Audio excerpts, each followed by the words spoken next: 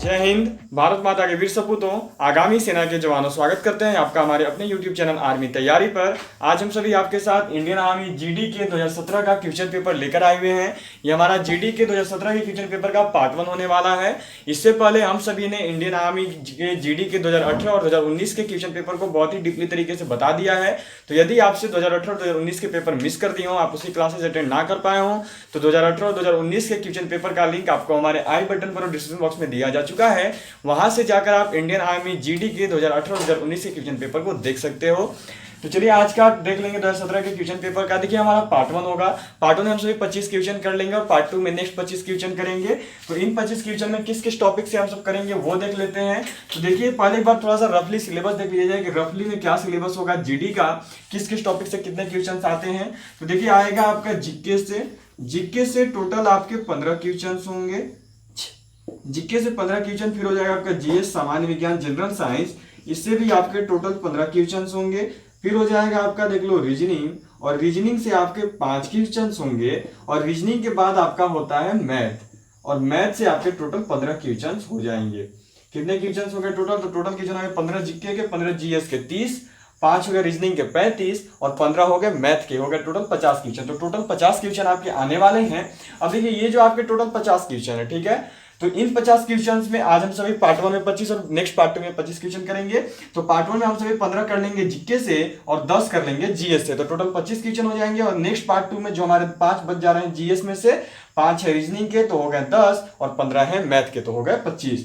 तो चलिए आज का पार्ट 1 शुरू कर लेंगे। और यदि आपको और अगर डीपली जानना हो इंडियन आर्मी जीडी के सिलेबस के कि किस किस टॉपिक से क्वेश्चन आते हैं, कितने कितने मार्क्स के होते हैं, फुल मार्क्स क्या होती है, निगेटिव मार्किंग कितनी होती है, क्या पास मार्क्स होगी, कोई ग्रेस मार्क्स मिलेगा नहीं मिलेगा, कोई बोनस मार्क्स मिलता है या नहीं मिलता है, किस किस टॉपिक से इंडियन आर्मी जीडी के क्वेश्चन पेपर किए जाते हैं, सब्जेक्ट तो बता दिए लेकिन उन सब्जेक्ट में किस किस टॉपिक से क्वेश्चन किए जाते हैं। अगर आपको और भी डीपली तरीके से इंडियन आर्मी जीडी के सिलेबस को जानना हो तो सिलेबस का लिंक आपको आई बटन पर और डिस्क्रिप्शन बॉक्स में दिया जा चुका है। वहां से जाकर आप इंडियन आर्मी जीडी के सिलेबस को बहुत ही डीपली तरीके से देख सकते हो। तो चलिए आज का क्लास शुरू कर लेते हैं। आज के क्लास में हम सभी क्वेश्चन नंबर 1 से स्टार्ट कर लेंगे जो दिया गया था 2017 में। क्वेश्चन नंबर 1 दिया गया है कि सबसे प्राचीन वेद कौन सा है। पूछा जा रहा है कि सबसे प्राचीन वेद कौन सा है। ऑप्शन दिया गया ए अथर्ववेद, बी यजुर्वेद, सी ऋग्वेद या फिर डी सामवेद। तो देखिए जो सबसे प्राचीन वेद है वो है आपका ऋग्वेद। ऋग्वेद सबसे प्राचीन वेद है। अब हम सभी क्वेश्चन नंबर 2 2 नंबर सवाल देख लेते हैं। क्वेश्चन नंबर 2 2 नंबर सवाल दिया गया है कि ईसा मसीह के जन्म से पहले के समय को क्या कहते हैं। पूछा जा रहा है कि ईसा मसीह के जन्म से पहले के समय को क्या कहा जाता है। ऑप्शन दिया गया है ए ईस्वी, बी ईस्वी पूर्व, सी एडी या फिर डी इनमें से कोई नहीं। तो देखिए ईसा मसीह के जन्म से पहले के समय को ईस्वी पूर्व कहा जाता है और ईसा मसीह के जन्म के बाद के समय को ईस्वी कहा जाता है। ठीक है, ये याद रखिएगा, जन्म के बाद के समय को ईस्वी कहते हैं और जन्म से पूर्व के समय को ईसा पूर्व कहते हैं। तो हमसे यहाँ पूछा गया जन्म से पूर्व, जन्म से पहले की तिथि को क्या कहा जाता है, तो वो है हमारा राइट आंसर बी। और बी में दिया गया देख लो आपका ईस्वी पूर्व। चलिए हम सभी क्वेश्चन नंबर 3 3 नंबर सवाल देख लेंगे। नंबर 3 3 नंबर सवाल किया जा रहा है कि सिंधु सभ्यता की सर्वमान्य तिथि क्या है। हमें बताना है कि सिंधु सभ्यता की सर्वमान्य तिथि क्या है, मतलब कि वैसी तिथि जब इसकी खोज की गई थी। सिंधु सभ्यता की खोज किस से किस दौरान की सर्वमान्य तिथि है सिंधु सभ्यता की। कहने का मतलब यहाँ पर खोज नहीं लेंगे, बताना है कि सिंधु सभ्यता मतलब किस से किस साल, किस से किस काल के बीच में सिंधु सभ्यता हुआ करती थी। ठीक है, बताना है कि सिंधु सभ्यता की सर्वमान्य तिथि क्या थी। उसका मतलब यहाँ पे पूछा जा रहा है कि सिंधु सभ्यता, ठीक है, सिंधु सभ्यता कब से कब तक निवास करती थी, कब से कब तक थी।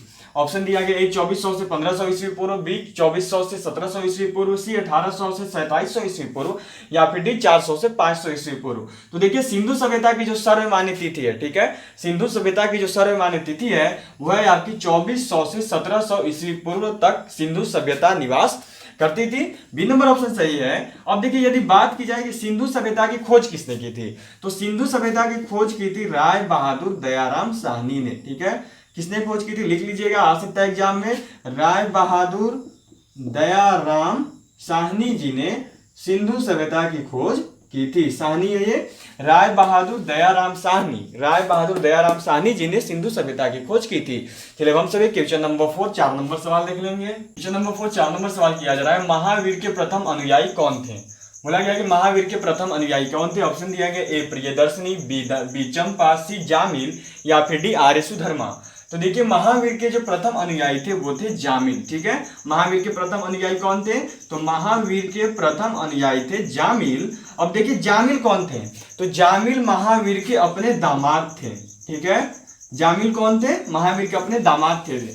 और प्रियदर्शनी महावीर की पुत्री का नाम था। ठीक है, याद रखिएगा जामिल जो थे वो महावीर के दामाद थे। पूछा जा सकता है क्योंकि यही इनके प्रथम अनुयायी थे, इसलिए काफी इंपॉर्टेंट हो सकता है कि पूछ देगा कि प्रथम अनुयायी कौन थे। ऑप्शन दे देगा, 4 तो रिलेशन दे देगा, पिता पुत्र बेटी या दामाद, तो उसमें दामाद मारिएगा। ठीक है, प्रथम अनुयायी थे जामिल और जामिल जो थे महावीर के दामाद थे। ठीक है, प्रथम अनुयायी थे और महावीर के दामाद थे जामिल। अब देखिए पुत्री प्रियदर्शनी थी उनकी पुत्री, जिनके पति थे जामिल। याद रखिएगा प्रियदर्शनी उनकी पुत्री थी, महावीर की पुत्री, महावीर की बेटी कौन थी? तो प्रियदर्शनी। और प्रियदर्शनी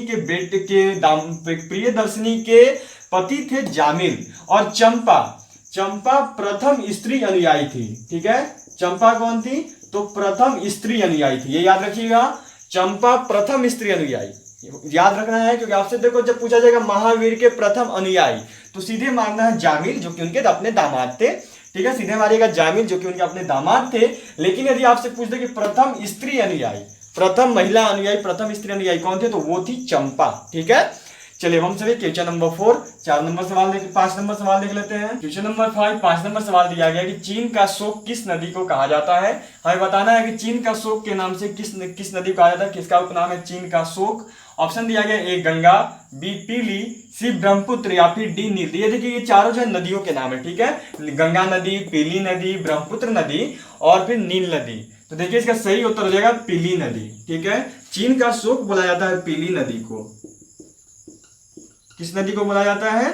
तो पीली नदी को। और पीली नदी का एक और नाम है, इसका नाम है होंगहो।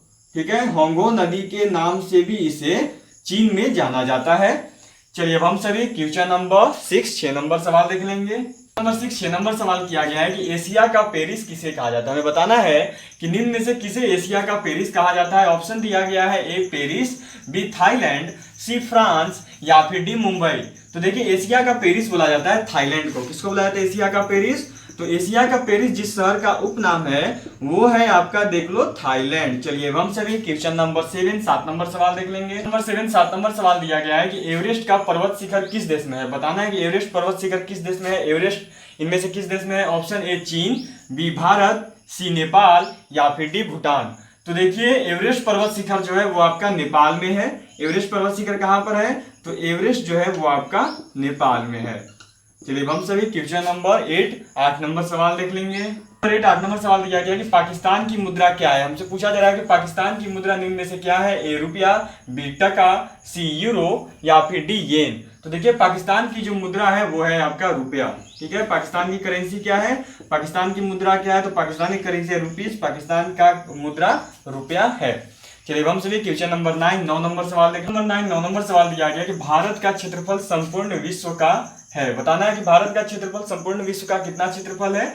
सबसे पहले तो आप ये जान लो कि भारत विश्व में 7वां स्थान रखता है क्षेत्रफल की दृष्टि से। ठीक है, भारत विश्व में कितवें स्थान पर आता है क्षेत्रफल की दृष्टि से? तो 7वें स्थान पर। और जनसंख्या की दृष्टि से आता है दूसरे स्थान पर। अभी तक की जो जनसंख्या हुई थी 2011 में, उसके अनुसार भारत जो है विश्व में जनसंख्या के मामले में दूसरे स्थान पर है। और बाकी जो 2021 में जब जनसंख्या होगी तो फिर देखा जाएगा कि क्या आंकड़े निकल कर आते हैं। लेकिन अभी तक का बात किया जाए तो 2021 से पहले तक भारत जो है, जब तक जनसंख्या 2021 की नहीं होती है तब तक भारत जो है दूसरा स्थान ही रखेगा आपका जनसंख्या की दृष्टि से। और यदि क्षेत्रफल की दृष्टि से बात की जाए तो क्षेत्रफल की दृष्टि से भारत का 7वां स्थान है पूरे विश्व में।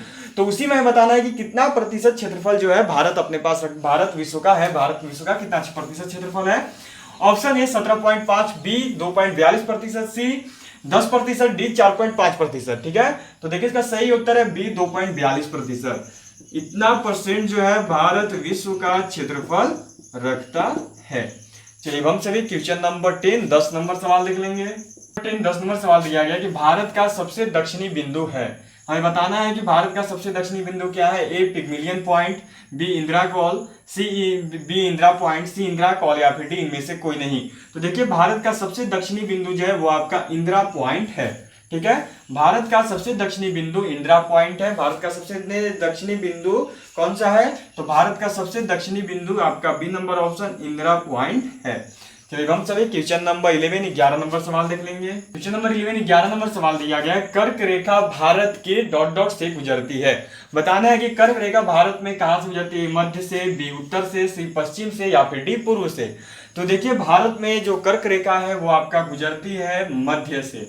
ठीक है, भारत में कर्क रेखा कहां से गुजरती है? मध्य से, मध्य भाग से भारत में कर्क रेखा गुजरती है। कर्क रेखा भारत के मध्य भाग से गुजरती है। चलिए हम सभी क्वेश्चन नंबर 12 12 नंबर सवाल देख लेंगे। क्वेश्चन नंबर 12 12 नंबर सवाल दिया गया है, जीवित जड़पुल में पाया जाता है। बताना है कि जीवित जड़पुल कहाँ पे पाया जाता है? ए महाराष्ट्र, बी मेघालय, सी पंजाब या फिर डी असम। तो देखिए जीवित जड़पुल जो है वो आपका मेघालय में पाया जाता है। जीवित जड़पुल कहाँ पे पाया जाता है? तो जीवित जड़पुल आपका पाया जाता है मेघालय में। चलिए हम सभी क्वेश्चन नंबर 13 13 नंबर सवाल देख लेंगे। नंबर 13 13 नंबर सवाल दिया गया है, जोजिला दर्रा किस राज्य में है? बताना है कि जोजिला दर्रा किस राज्य में है? ए जम्मू कश्मीर, बी उत्तराखंड, सी सिक्किम या फिर डी अरुणाचल प्रदेश। तो देखिए इसका जो सही उत्तर होगा वो हो जाएगा आपका जोजिला दर्रा पाया जाता है जम्मू कश्मीर में। ठीक है, जोजिला दर्रा कहाँ पर है? तो जोजिला दर्रा है आपका जम्मू कश्मीर में। देखिए आपके जो दर्रे से जो जुड़े हुए क्वेश्चन है वो काफी इंपॉर्टेंट है, इसलिए जितने भी दर्रे दिए गए हैं हमारे जीके में उन्हें जरूर पढ़ लिया करें, क्योंकि दर्रे से क्वेश्चन ज्यादातर पूछ ही दिए जाते हैं। इंडियन आर्मी के द्वारा पूछा जाएगा कि ये दर्रा कहाँ पे पाया जाता है, और भी दर्रे के नाम दिए जाएंगे और पूछे जाएंगे कि ये दर्रे कहाँ पे पाए जाते हैं, इसलिए दर्रों के बारे में जरूर पढ़ लें। चलिए क्वेश्चन नंबर 14 14 नंबर सवाल देख लेंगे। 14 14 नंबर सवाल दिया गया है कि लक्षद्वीप समूह डॉट डॉट चैनल द्वारा विभाजित है। बताना है कि लक्षद्वीप समूह कितना डिग्री चैनल द्वारा विभाजित है। ऑप्शन दिया गया ए 7 डिग्री, बी 10 डिग्री, सी 11 डिग्री या फिर डी 16 डिग्री। तो देखिए लक्षद्वीप समूह जो है वो आपका 11 डिग्री चैनल द्वारा विभाजित है। कितना डिग्री चैनल द्वारा लक्षद्वीप विभाजित है? तो लक्षद्वीप विभाजित है 11 डिग्री चैनल द्वारा। और ये कितने भागों में विभाजित है? तो 2 भागों में लक्षद्वीप विभाजित है, 2 भाग में। चलिए हम सभी क्वेश्चन नंबर 15 15 नंबर सवाल देख लेंगे। नंबर 15 15 नंबर सवाल दिया गया कि भारत के प्रथम वायसराय कौन थे? हमें बताना है कि भारत के प्रथम वायसराय कौन थे। Option number A Lord Canning, B Lord William Bentinck, C Rajendra Prasad या फिर डी इनमें से कोई नहीं। ध्यान दीजिएगा ये प्रथम वायसराय के बारे में पूछा गया, प्रथम गवर्नर जनरल के बारे में नहीं। तो प्रथम वायसराय थे देखिए लॉर्ड कैनिंग। प्रथम वायसराय कौन थे? तो प्रथम वायसराय थे लॉर्ड कैनिंग। चलिए यहाँ पर तो आपका मैंने वायसराय के बारे में बता दिया। अब मैं आपसे क्वेश्चन कर रहा हूँ, आपको मुझे कमेंट बॉक्स में आंसर देके बताना है कि प्रथम गवर्नर जनरल कौन थे भारत के। ठीक है, ब्रिटिश इंडिया के समय भारत के प्रथम, मैं भारतीय नहीं पूछ रहा हूँ, मैं ये नहीं पूछ रहा कि भारतीय प्रथम गवर्नर जनरल, मैं पूछ रहा हूँ कि ब्रिटिश जब सरकार थी, ब्रिटिश सरकार के समय भारत के प्रथम गवर्नर जनरल कौन थे? आप मुझे कमेंट बॉक्स में कमेंट करके बताओ। हो सकता है कि आंसर इस ऑप्शन में से हो या फिर आंसर इस ऑप्शन में ना भी हो, तो आप मुझे कमेंट करके कमेंट बॉक्स में बताना कि भारत के प्रथम गवर्नर जनरल कौन थे। मैंने आपको यहाँ पे वायसराय बता दिया है, लॉर्ड कैनिंग थे। चलिए यहाँ पे देखिए हमारा 15 क्वेश्चन हो चुके हैं। जीके सेक्शन से जितने क्वेश्चन आते हैं उतने हो चुके हैं। 15 क्वेश्चन आते हैं, 15 क्वेश्चन हमने कर लिए। अब यहाँ से हमारा जीएस सेक्शन जनरल साइंस सामान्य विज्ञान स्टार्ट होगा, जिसमें आज हम 10 क्वेश्चन कर लेंगे और बाकी बचे 5 क्वेश्चन पार्ट 2 में लेकर आएंगे। तो चलिए शुरू किया जाए। Question number 16। Question number 16 16 number सवाल दिया गया कि 1 न्यूटन में डॉट डॉट डाइन होते हैं। बताना है कि 1 न्यूटन में कितने डाइन होते हैं? A 10 to the power -5, C 10 to the power 5, B 10 to the power 5, C 10 to the power 10 and D 10 to the power 0, मतलब कि केवल 10 है। बताना है कि 1 न्यूटन में कितना डाइन होता है। तो देखिए 1 न्यूटन में total 10 to the power 5 dyne होता है। कितना डाइन होता है 1 न्यूटन में? तो 1 न्यूटन में आपका 10 टू द पावर 5 डाइन होता है। चलिए हम सभी क्वेश्चन नंबर 17 कर लेंगे। क्वेश्चन नंबर 17 17 नंबर सवाल दिया गया 1 गीगा में होता है। बताना है कि 1 गीगा में कितना होता है, 1 गीगा का वैल्यू कितना होता है। ऑप्शन दिया गया है A 10 to the power 9, B 10 to the power दिया गया है आपका देख लो 7, सी नंबर ऑप्शन दिया गया है 10 टू द पावर 3 और डी नंबर ऑप्शन दिया गया है 10 टू द पावर 0। तो देखिए इसका सही उत्तर है आपका 10 टू द पावर 9। ठीक है, 1 गीगा में 10 टू द पावर 9 होता है। 1 giga equal to 10 to the power 9। चलिए हम सभी क्वेश्चन नंबर 18 18 नंबर सवाल देख लेंगे। क्वेश्चन नंबर 18 18 नंबर सवाल दिया गया कि त्वरण का ऋणात्मक होना कहलाता है। हमें बताना है कि त्वरण का ऋणात्मक होना क्या कहलाता है। ए मंदन, बी ऋणात्मक, सी धनात्मक या फिर डी अभिप्रेरण। तो देखिए त्वरण का ऋणात्मक होना, वेलोसिटी का ऋणात्मक होना आपका मंदन कहलाता है। क्या कहलाता है त्वरण का ऋणात्मक होना? तो त्वरण का ऋणात्मक होना मंदन कहलाता है। चलिए हम सभी क्वेश्चन नंबर 19 नंबर सवाल कर लेंगे। 19 नंबर सवाल दिया गया कि चाल का एसआई मात्रक क्या है। हमें यहाँ पे चाल का एसआई मात्रक बताना है। ऑप्शन ए मीटर पर सेकेंड, बी मीटर पर सेकेंड इनवर्स, सी सेकेंड पर मीटर, या फिर डी मीटर पर सेकेंड इनवर्स 2। तो देखिए इसका सही उत्तर है ए मीटर पर सेकेंड। ठीक है, चाल का एसआई मात्रक क्या होता है, तो चाल का एसआई मात्रक होता है मीटर पर सेकेंड। चलिए हम सभी क्वेश्चन नंबर 20 नंबर सवाल कर लेंगे। 20 नंबर सवाल दिया गया है कि कैथोड किरण का वेग प्रकाश के वेग का होता है। बताना है कि कैथोड किरण का वेग प्रकाश के वेग का कितना होता है। ए 1/10 गुना, बी 3/10 गुना, सी 5 गुना, या फिर डी 16 गुना। तो देखिए कैथोड किरण का वेग जो है वो प्रकाश के वेग का 1/10 गुना होता है। कितना होता है, तो 1/10 गुना 1/10 भाग होता है। चलिए हम सभी क्वेश्चन नंबर 21 नंबर सवाल कर लेंगे। क्वेश्चन नंबर 21 नंबर सवाल किया गया कि पदार्थ की चौथी अवस्था है। हमसे पूछा जा रहा है कि पदार्थ की चौथी अवस्था क्या होती है। ए प्लाज्मा, बी ठोस, सी द्रव, या फिर डी गैस। तो देखिए ठोस तो हो गई पहली अवस्था, द्रव दूसरी अवस्था, ये कौन है पहली अवस्था, द्रव दूसरी अवस्था, और गैस जो है तीसरी अवस्था हो गई। तो चौथी अवस्था कौन होगी, सीधी सी बात है, चौथी अवस्था हो गई प्लाज्मा। प्लाज्मा क्या है, तो प्लाज्मा पदार्थ की चौथी अवस्था होती है। चलिए हम सभी क्वेश्चन नंबर 22 नंबर सवाल कर लेते हैं। क्वेश्चन नंबर 22 नंबर सवाल दिया गया कि बर्फ का द्रवनांक है। ठीक है, हमसे यहाँ पूछा जा रहा है कि बर्फ का द्रवनांक क्या होता है। हमें यहाँ पे बर्फ का द्रवनांक बताना है। A 5 degree Celsius, B 0 degree Celsius, C 100 degree Celsius, या फिर डी 10 डिग्री सेल्सियस।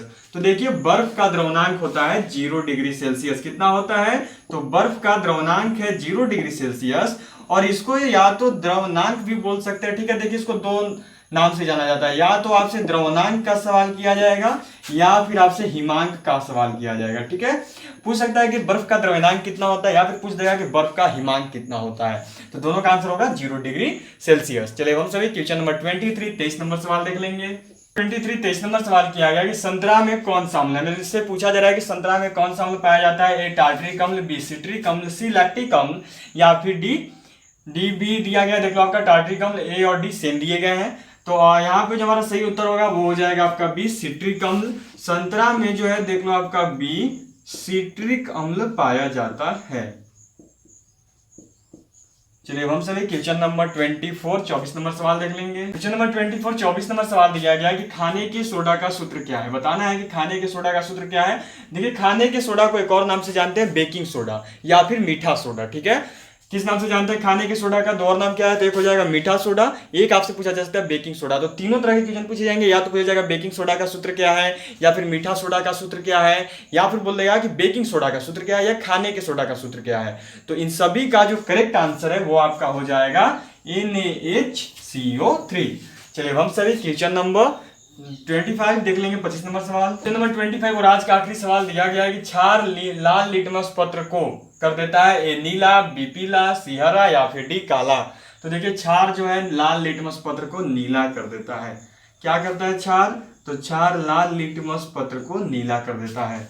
चलिए इसी के साथ हमारा इंडियन आर्मी जीडी 2017 के क्वेश्चन पेपर का पार्ट 1 कंप्लीट हो चुका है। अब आगे हम सब पार्ट 2 लेकर आएंगे आपके लिए। पार्ट 2 में हमें जरूर ज्वाइन करें। अभी के लिए इतना ही। जय हिंद, जय भारत।